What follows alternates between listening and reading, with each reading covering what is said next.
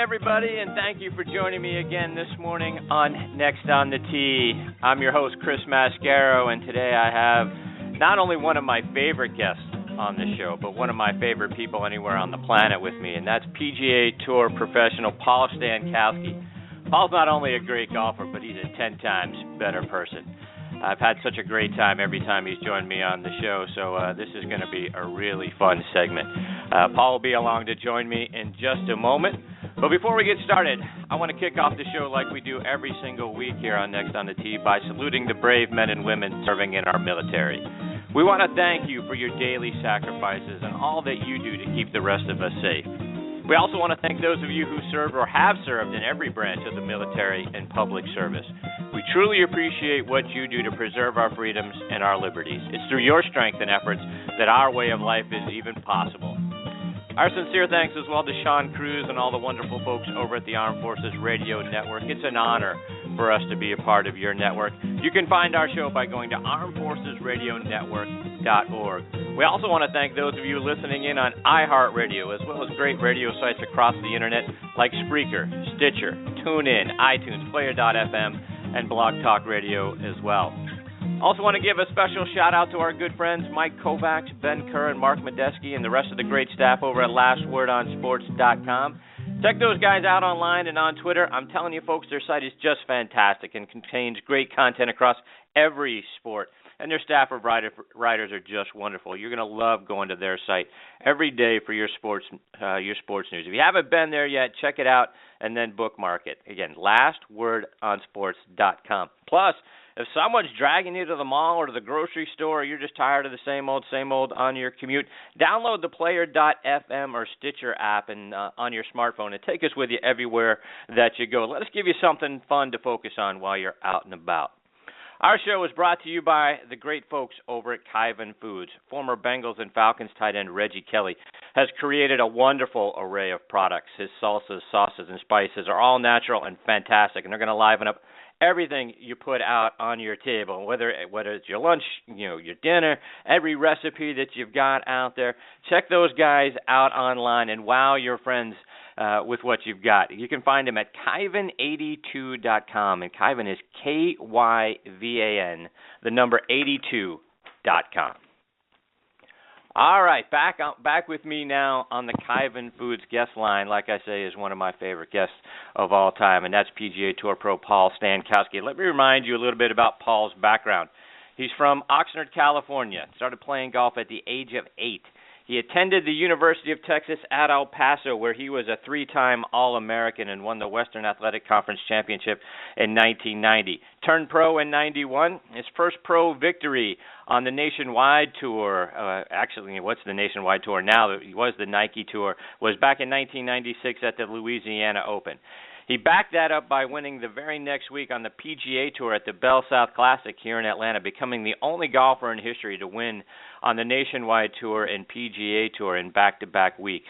In all, Paul has 7 professional victories and 31 top 10 finishes, and I'm honored to have him next on the tee with me again this morning. Good morning, Paul. How you doing, my friend? Good morning, Chris. I'm doing great, thanks. You and your family, good Christmas, good New Year's? It was quiet. Yeah, we hung out here in Dallas at home, and it was a quiet Christmas Day. We got up like we did last year and headed to the movies and realized on our way there that, we didn't pre-order tickets, and they were sold out like they were the year before, but I'd forgotten. So we made a little mental note that next year on Christmas Day when we head to the movies, we better have tickets in hand and be about an hour early. Because I figured we were the only ones going to the movie on Christmas Day, but it seems like we're not.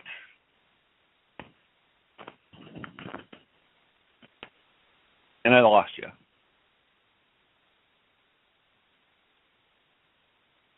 When we thank our military who have served and continue to serve us around the world, not only just in our own country but around the world. Paul's father spent many years in the military. His mom also very supportive of the military. I think we got Paul back. Paul, you with us? I'm here. There you go. Yeah. You know what? Obviously, with technology, you figured the phones would be better than that in the car, but I apologize. No worries. I was just saying, Paul, the last time we talked, your father, who spent many years serving in our military, was headed in for knee surgery. Just wanted to check, how's your dad doing? Yeah, Dad's doing good. He's home. He spent most of 2014 in surgery, in rehab, in a little rehab clinic, and I think he spent more days either in the hospital or rehab than he did at home in 14. So everyone's glad to have him back in the house, and the knee's not perfect, but it's he has about 80 degrees of what do you call it, range of motion, and yeah. So he may have one more procedure done on it, but I mean he had it cut on 5 times, and from December of 13 through November or early December of 14. So it was a rough year for Pops, but Mom's a trooper, and she took care of him, and my brother is living there with them, and he's been a huge help. So they're doing well, and I'm going to go see him hopefully in February for his 85th birthday, and nice. Yeah, he's doing well. Thanks for asking. That's great. Before we get to stuff on the tour and on the course, you're the co-owner of Francis Edward Company, which specializes in producing custom exotic leather goods. You guys, were the one of the top choice awards at the PGA show last year. The 2015 show is coming up here in a couple of weeks. Can you kind of give us a peek into what people might find at your booth this year?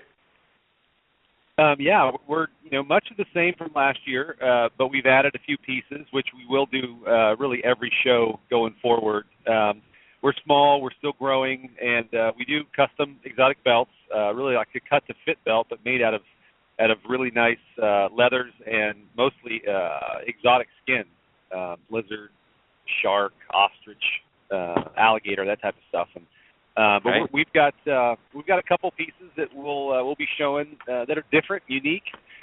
Think of that gift you get that guy who has everything. That's really our customer. We sell through the pro shops, the country club pro shops, and a lot of high end stores. And so sometimes that Father's Day gift, we're like, what do I get this guy? What do I get my dad? He has Well, we've got that something special for him. So. That'll be fun, and I'm looking forward to it. It's a long 3 days, but this is our Super Bowl, if you will, or training camp, however you want to look at it. They're both important, and we've got to have a good show, and but we have great products, and we just hired and are in the process still of hiring a great sales team across the country, and so I look forward to some fun, good things in 2015 for Francis Edward. Yeah, no doubt. I mean, I love the photos you've been sharing out on your Twitter feed. The belts and wallets just look absolutely outstanding. If folks aren't aware of it, please go check out Paul's Twitter feed at Paul Stankowski. That's some great stuff. So, thanks. Paul, your first win on the PGA Tour, like I said in the intro, came here in Atlanta at the Bell South Classic. You were actually the 6th alternate for that event, so you weren't even supposed to be there. So, first of all, talk about how did you get into the event? Well, I got my card in '94 and kept my card that season, the last tournament of the year. So I played all of '95 as a fully exempt player, and came down to the last tournament in '95 was San Antonio, and all I needed to do was make the cut to get my card back, and I missed the cut. So I had to go back to Q School in the fall of '95 and regained my card through Q School. So I played '96. Out of the Q School category, which didn't get me in every week. And so I was an alternate in Atlanta, the 6th alternate. The week before was the Players' Championship on the PGA Tour, and so I wasn't in that field. So I went down and played on the Nike Tour at the time, web.com now, in Louisiana. Yeah. And I was coming off the heels of my first made cut of the season the week before in New Orleans on the PGA Tour. And I played the West Coast cutless. I missed a cut in Honda on the Florida swing, and took a week off actually before New Orleans. Went fishing with some old guys from my church, and anyway, I went to New Orleans, made the cut. Actually had a good first day, and I went in Lafayette, and so the year before in '95 I'd met and stayed with the family, the Masons in Atlanta in Marietta, and so I wanted to go back and hang with them. My wife didn't go in '95, and so I wanted to bring her and introduce her to Steve and Judy Mason and their great kids, Lindsay and Reed, and so we chose after I won Lafayette. The tour asked me, "Hey, you want to go to Tallahassee to play on the Nike tour, or your sixth alternate in Atlanta?" I said, "Well, we'll go to Atlanta. If I don't get in, at least we'll hang out with friends and have a good time." And so we chose to head to the ATL and went and found out Wednesday that Steve Hart had pulled out with a bad back, and I got his spot. And the rest is history. Yeah, so it all fell into place really nicely for you. Good for you. Yeah. You defeated Brandel Chambly on the first sudden death hole by sinking a tricky little right to left putt. Did you allow yourself to think about the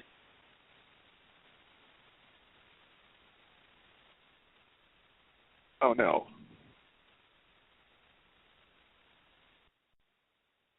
my first tour event here, and you're lining up that last putt, and you're on in the sudden death playoff against a guy like Brandel Chambly? Is that a knee knocker for you? What's it like trying to sit over that putt and have the opportunity to win on the PGA Tour versus dealing with the nerves? Does that creep in when you look at having won the week before? The thing that I'm curious about, does that fill you with confidence the week before having won, even though it's not on the PGA Tour, it's on the Nike Tour? What's that like? I think we got Paul back with us again. You with us, Paul? I'm here, yeah, and what that's like is the same. I've won on the mini tour level. I've won in college, and obviously the biggest level, and it's the same feeling. You don't have like a set of nerves that are back there somewhere in your body that are reserved for like really, really big moments. It's the same nerve structure, and I was just as nervous making on the back nine in a Gateway Tour event, playing against 10 other people. Literally, there was 11 guys in the field, 2 of which were amateurs. And I was just as nervous down the stretch, and I needed a 4-putt the last hole, and I still had the same nerves I did in Atlanta and I did in Lafayette. So it's nerve-wracking. I was never really comfortable in under that pressure. I hated it. It's what I did, but I hated it. It wasn't something that I thrived on. I think Tiger probably thrived on the pressure.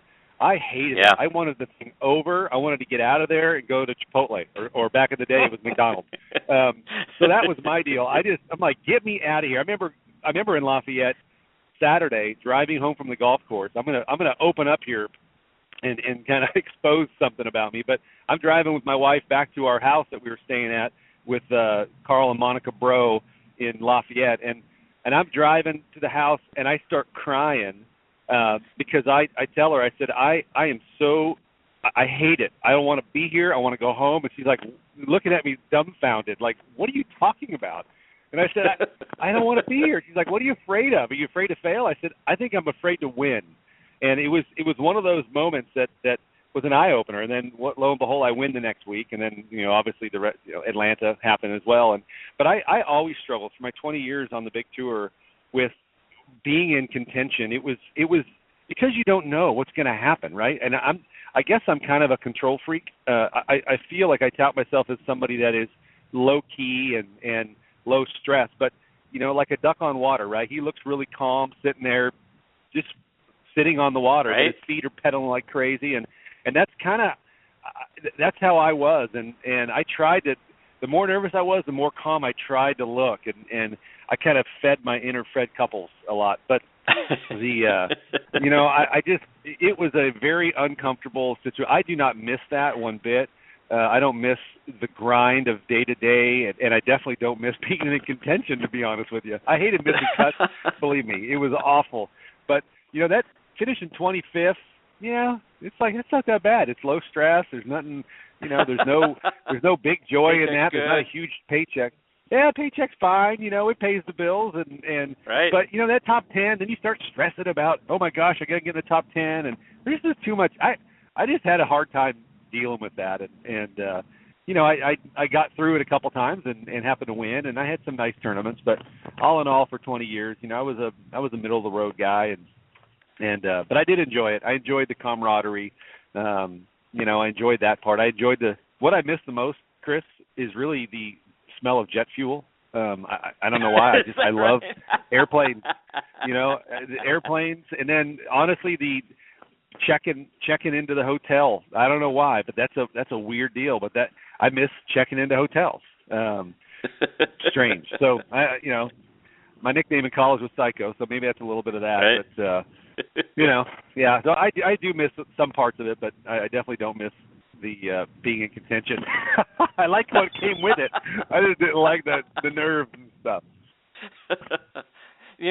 Now you said it a moment ago. It's interesting. You are afraid to win. Afraid to win? Why? Because of expectations that puts out there? I have no idea. I honestly, I wish I had a counselor back in the day to have sat down in front of somebody and kind of walk them through it. Maybe they could tell me what I was afraid of. I don't know for a fact that it was success. It may have been failure. It may have been afraid of looking like a fool, afraid of shanking it, because I was good for shank every, I don't know, a couple shanks a year anyway. So you just hate to have that on the last hole at Kapalua or something, right? Where you're trying to hit a low draw, you hit a high bottle rocket to the right. So I don't know what it was. I believe that honestly it's innate that fear of the unknown is what it really was. I believe, and that's a control issue. I mean, we can get deep. We want to get philosophical and spiritual, but it's a whole thing of the Bible says, do not be anxious about anything, but in everything with prayer and petition, present your request to God, and the peace of God, which transcends all understanding, will guard your hearts and your mind in Him. And so I think about that, and like that's the perfect scenario. That's the picture of what I should do if I'm nervous and I'm anxious. Lay it at His feet, and He should give me peace. He ain't gonna make it right. I still shank a ball, but hopefully He'll give me the peace to deal with the result. But I'm human, and so that's the map of what I should be doing. But it's hard to do it, and so I'm human, and so I consequently I was anxious. So you mentioned a moment ago too, Paul, that you were heading into the last event and you needed to make the cut and you didn't make the cut and then you had to go back to Q school. When you're thinking there's pressure enough trying to win a golf tournament, but when you're trying to make a cut to keep your card or going through Q school to get your card, I can't imagine that there's any more pressure than that, because if you don't get it, you're out. Is that worse or better? It's all the same. There again, it's the same nerve. Now, we as athletes, the pressure that's put on us in the day-to-day action, right? So when you're under the gun, there's pressure, period. Whether you're putting it on yourself or not, there's a innate pressure, excitement. There's a thrill to it, right? Q school, okay, the ultimate pressure cooker if your ultimate goal is to make the PGA Tour. If you play poorly at Q school, you'll never play on the PGA Tour, right? Unless you are Justin Leonard and don't have to go to Q school, or Tiger Woods. But 99.99% of the people that ever played the tour went through Q school and got their card. So from that being said, that's the pressure cooker. But it's what you put on yourself. So I at Q school, I always played it like Texas Hold'em, always. So when I was at Palm Springs in 1993 at the finals, walking up the 18th fairway at the Nicklaus tournament course, I needed to make a par, and I wiggled my way off the tee box with a 1-iron into the fairway. And if you've ever been out to the PGA West, the tournament course, not the stadium course, has water fronting the right side of this green and big clubhouse in the background, and the 2-tier green, and the pin was like middle frontish. And my caddy, Mark Aumann from El Paso, who's my teammate, his nickname was Sparky. Okay, so not really a nickname of a guy you want on your bag when you're under pressure. You want a guy named like Smooth or Calm, but Sparky was great. I love him, and he was like sprinting off the tee box, like, "Come on, Stanko, let's go!" And I was like, "Dude, what are you talking about?" I said, come back here. And so I started singing this song. I'm going to take you back. It's a guy named Rich Mullins, and he sang a song back in the day. It was called. The lyric was, "Hold me, Jesus, I'm shaken like a leaf. You've been king of my glory. Won't you be my Prince of Peace?" And I started singing that, and it didn't help. I wasn't any more calm again. But it was good to sing it and take my mind off of the moment. But he we get up there, and anyway, I hit the ball on the green, and I two-putt, and I get my card. I mean, that what a thrill, right? I came from the Golden State Tour, and I get my card. Funny story about this in sidebar. I know I'm rambling, but that's okay. how I roll. So the first hole, the courses we played that year, the Nicklaus Tournament course and the La Quinta Dunes course, okay? And so I get my pairings, and I tee off the first day of Q School in 1993 on the Dunes course, 10th tee box. Okay, so now that means nothing to you. To me, when I played in the tournament of the Southern California Tournament of Club Champions, so it's all the club champions of all the courses in Southern California gathered for a big tournament of champions at La Quinta Dunes course. Okay, like in 1986 or 5 or something like that. Right, I'm in high school. My dad's caddying for me. We start on the 10th tee of the Dunes course, right? Yeah. So my dad's on the bag. My first tee shot, I pull it left in the water. I have to re-tee because it didn't cross. Because the tee ball water off the tee, and then it cuts. Second ball, Dad, give me another ball, re-tee, in the water. Oh, Dad, another ball, in the water. Okay, 3 tee shots in the water on my very first hole. I made a 10. I shoot 96 or 7. 96. Okay, fast forward, 1993, I look at my tee time. Where do I start? The 10th tee, La Quinta. I haven't played that golf course since. So when I get my pairings, I'm freaked out, okay? And I'm like, oh, my gosh. So I get to the 10th tee, the first hole of Q School. Here it is, man. And all I could think of is I put a sleeve of Baladas in this thing 5 years ago. And And I piped it down the right side of the fairway. I knocked it on the green. I made birdie on the first hole. I shot 66. And I went off to get my card, and I called my dad back that night, and I said, Dad, he goes, what'd you shoot? I said, I shot 66. He's like, that's a lot better than 96.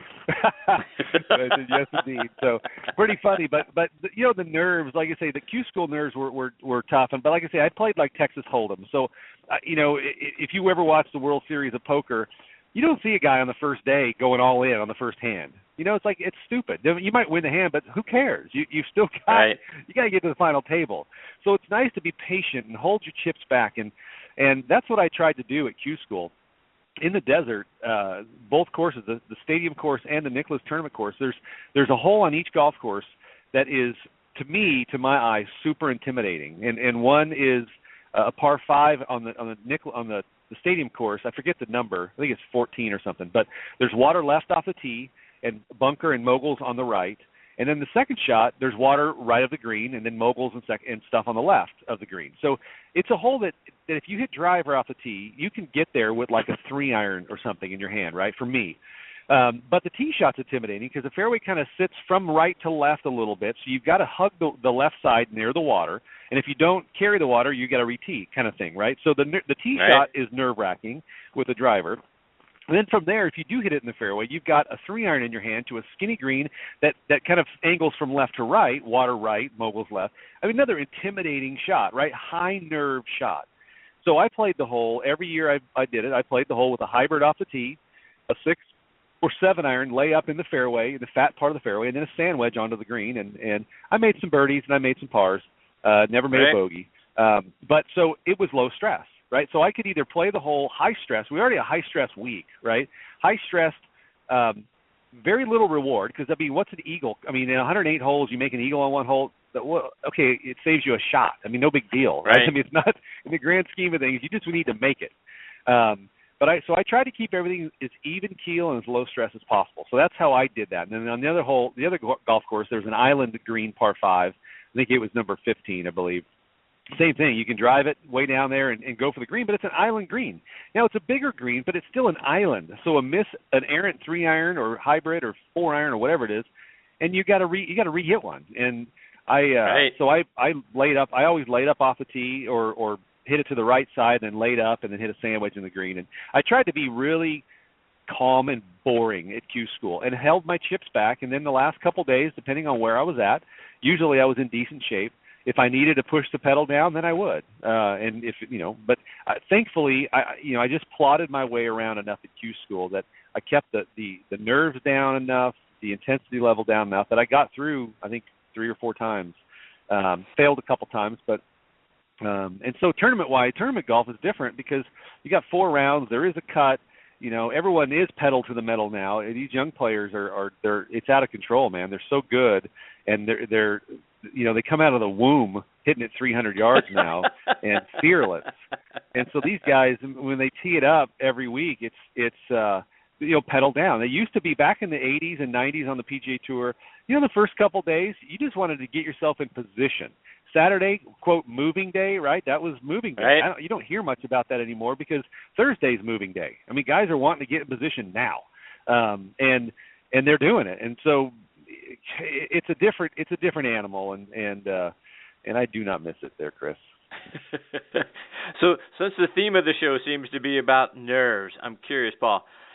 In 2004, I was looking back over a lot of the shots that you played, videos and that sort of thing. You mentioned the Players' Championship earlier. In the third round in 2004 at the Players' Championship, you shot 66. You finished with 4 straight birdies, including one on 17. Talk about nerves, where you had a 9-iron to 6 inches on that island green. So is that is that one of the scariest shots in golf, or do we as golf fans and amateurs, put more into it than it really is for, guys at your level? It is a scary shot if you're looking at the water. If you're looking where you want the ball to go, you kind of tune everything out. And we'll go Bible again. I'm a Christian, and yep. You've heard the story of Peter. Everybody has heard Jesus has walked on the water, right? Okay, well, Peter also walked on the water, and he was in the boat. Jesus came out to him, and Jesus said, "Come on out here." And so Peter got out of the boat and was standing on the water. And then the Bible says, and then he saw the wind and the waves, and he began to sink. And so what I take from that is, when he had his eyes fixed on his prize, the Lord, he was fine. The moment he saw the elements, the wind, the waves, he began to sink. And so if we could keep our eyes focused on where we want to go, where's our destination? So on the golf course on 17 at Sawgrass, pins back right. In this case, the pin was back right, not the Sunday pin that we see. It was the Saturday pin. It was back center-ish, which is a hard pin to get close to because of the ridge.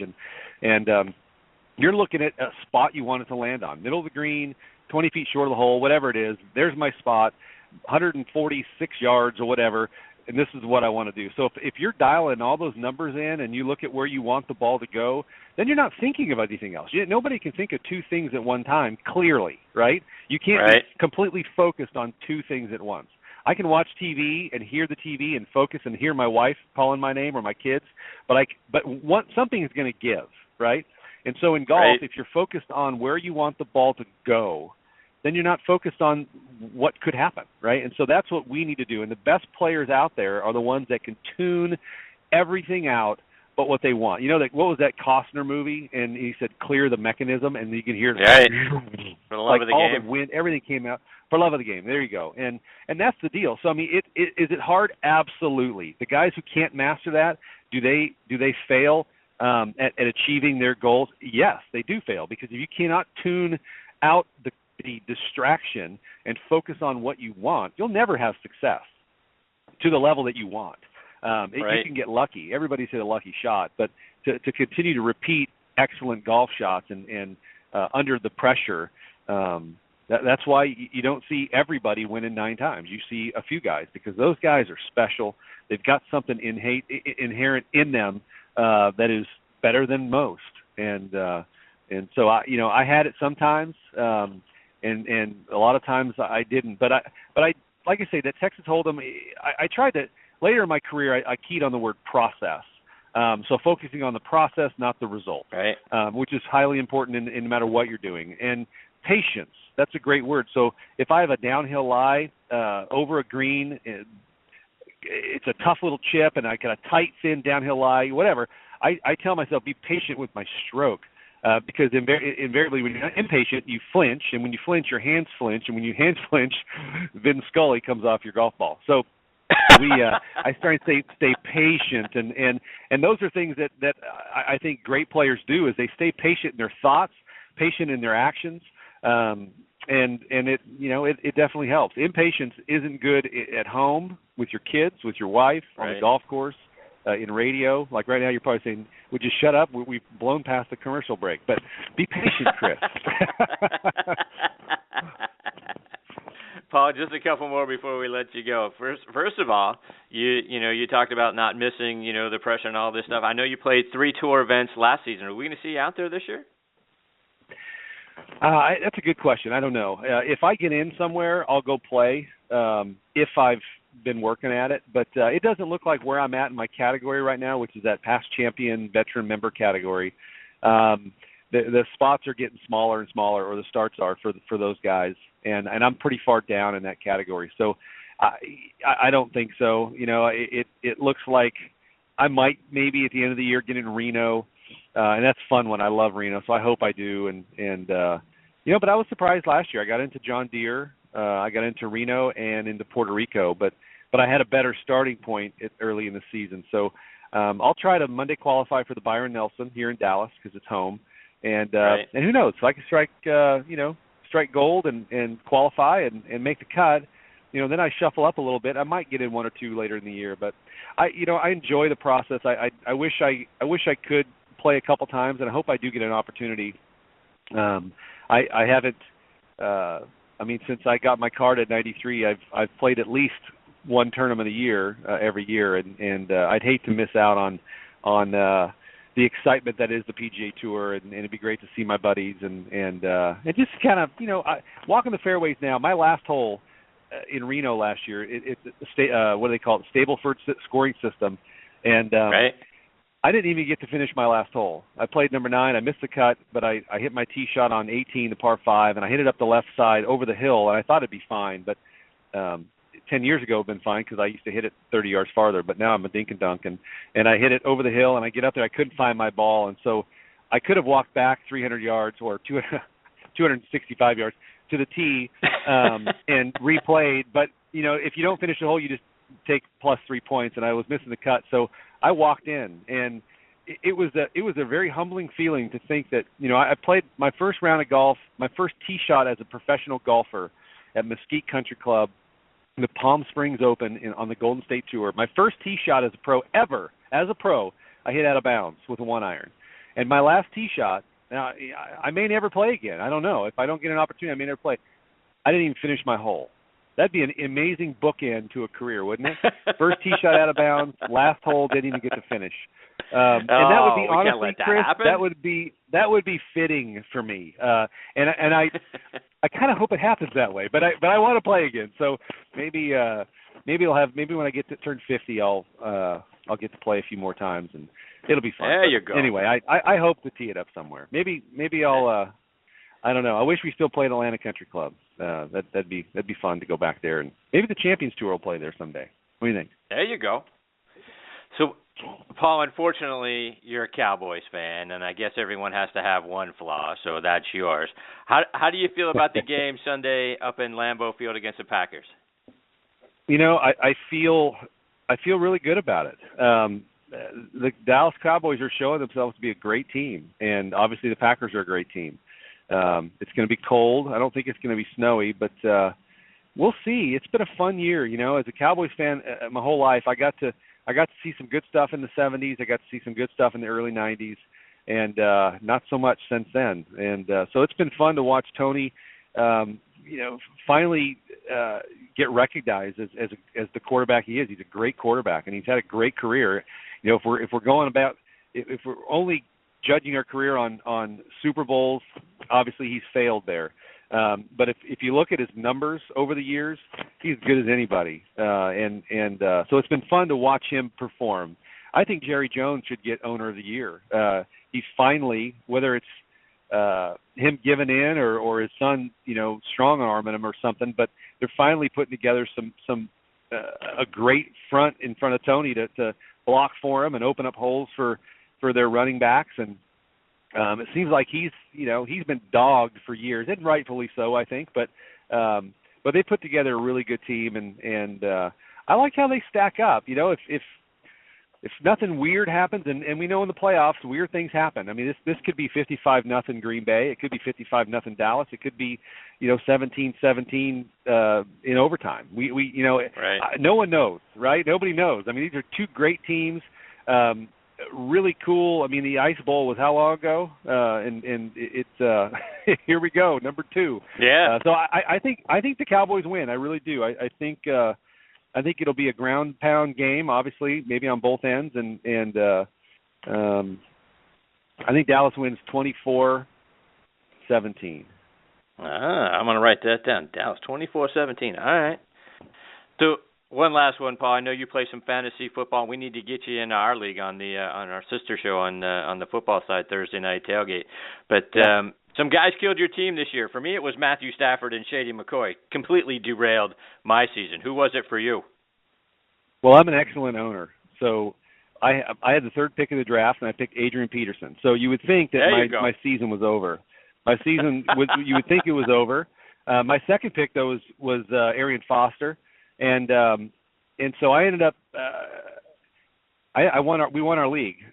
Oddly enough, my 2 quarterbacks were Rivers and Cam Newton, and we chose very wisely each time. We only messed up I think once where we started the wrong guy, but my team on paper you're looking at, you're like I had Cam Newton or Phillip Rivers.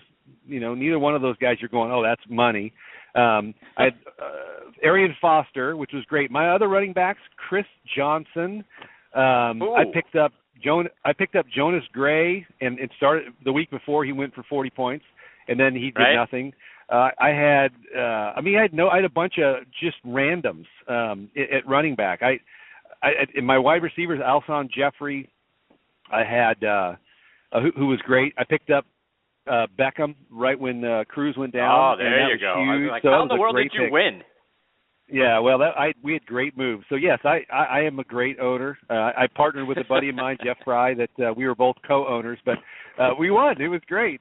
We were 7-6 in the season, and with the regular season, and went on to, was it 7-6 or 8-6? Anyway, we weren't very good. We were barely over 500. Limped in, won the last game to get into the playoffs, and steamrolled. So there you go. Nice. Bada bing, bada bip, winner, chicken dinner. That's awesome. Paul, remind our listeners how they can follow you both online and over social media. Social media, we're at Twitter at Paul Stankowski. What else is there? My business, Francis Edward, is at Francis Edward _. So a little underscore at the end of the name, and then on Facebook we're at Francis Edward USA, I believe.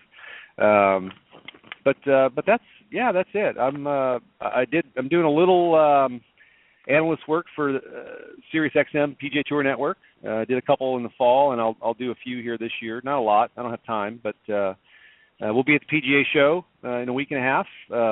Booth 3858. So if anybody going to Orlando, stop by booth 3858, and I'll be on this show whenever you ask me, Chris. This is fun. I appreciate that, Paul, very much. You know you're always welcome here. Thank you for taking time out of your morning to be a part of the show again. I hope the PGA show ends with another top product award for you and your company, Francis Edwards. Like I've said on this show and over Twitter, my dream foursome is my father, you, Bob Friend Jr., and Eric Johnson. I think that would just be an absolutely fantastic day, both on and off the course. And I can't thank you enough for continuing to support the show, Paul, and joining me again here. Thanks, Chris. That'd be a lot of fun to tee it up with you. I appreciate it. Same here. All right, Paul, take care. All the best to you and your family and your father, and we look forward to catching up with you again real soon. Likewise, Chris. Thanks for having me on. All right, thanks, Paul. Take care. Paul Stankowski, ladies and gentlemen, and I tell you what, I couldn't be more sincere when I say he, Bob Friend Jr., Eric Johnson, and my father, dream foursome. Paul, so much fun. I mean, you want to talk about, great fun, not only when playing on the golf course, but just to sit down and chat with him, listen to him tell stories. He is absolutely fantastic, as you just heard.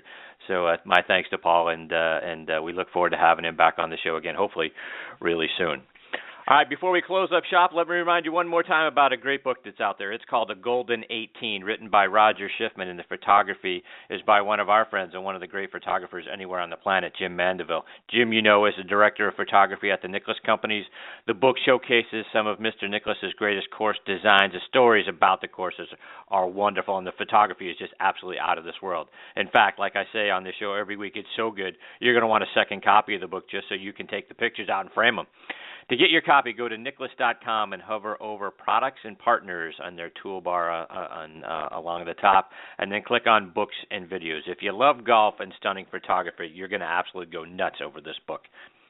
All right, everybody, it's time to put a bow on this one. My sincere thanks once again to Paul Stankowski for being such a great guest with me this morning. Love Paul so much. We thank you for tuning in. We appreciate you the most. Please also check out our sister show you heard me mention it a moment ago, Thursday Night Tailgate with me and my co-host Bob Lazzari, our announcer Joe Lajanusa. That show airs live every Thursday from 8 to 10 p.m. Eastern Time on Blog Talk Radio. It can also be found on Friday nights from 8 to 10 p.m. over on Boost Radio, and you can hear us as well on the Armed Forces Radio Network. We're joined every week by legends from around the NFL and the CFL. Please also check out both shows on Facebook. Give us a like. That's important to us, too. You can find us online, this show, nextonthetee.net and ThursdayNightTailgate.com. Go to either side. You can stream or download any of our archive episodes for free and keep up to date with who our future guests are going to be. Thanks again for choosing to listen to this show today. We appreciate that very much. Until next week, hit 'em straight, my friends.